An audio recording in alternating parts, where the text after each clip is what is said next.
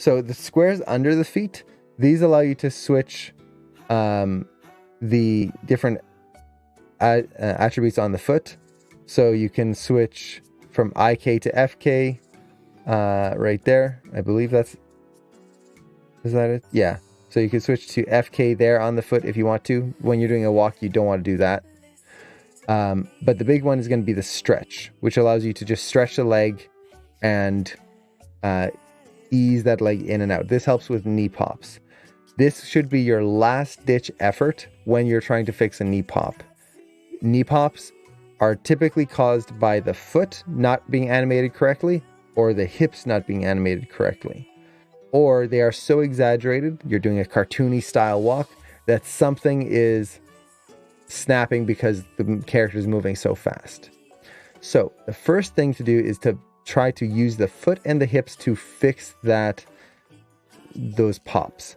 Once you've done that and you've exhausted all other possibilities, that's when you go into the stretch.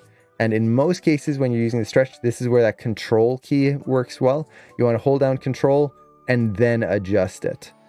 These values have to be very small. If we start noticing that the leg is shrinking and stretching, it's going to kill the believability of your shot. Okay, there might not be any pops in the knees, but it's not going to feel like the character is actually walking. It's just going to feel like they're on rubber, like elastic things.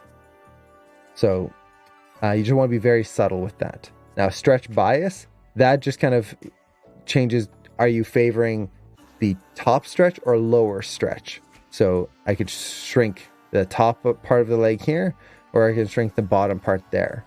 For most vanilla style walks, you're not going to be using this. You'll probably want to stick with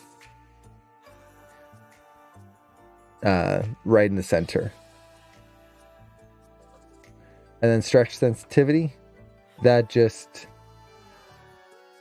let's see, what does it do? I think it multiplies this control even more, if I remember correctly. Yeah. So if you lower the stretch sensitivity, you get even more finesse in there. Honestly, for most shots, you don't have to play around with that. But if you do find that the stretch controls are just a little too crazy, play with that. It'll make it even easier to get super fine controls. So that's basically it. The big thing though is it should be a last resort. Knee pops